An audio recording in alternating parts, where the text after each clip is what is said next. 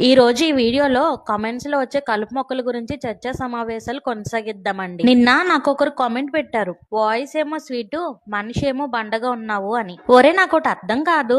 ఒరే వద్దులే కానీ స్కూల్ డేస్ లో చెప్పిన ప్రేయర్ కి న్యాయం చేద్దామండి.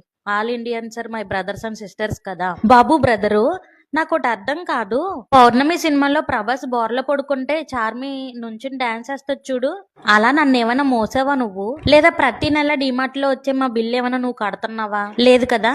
మరి ఎందుకు బ్రదరు నీకు?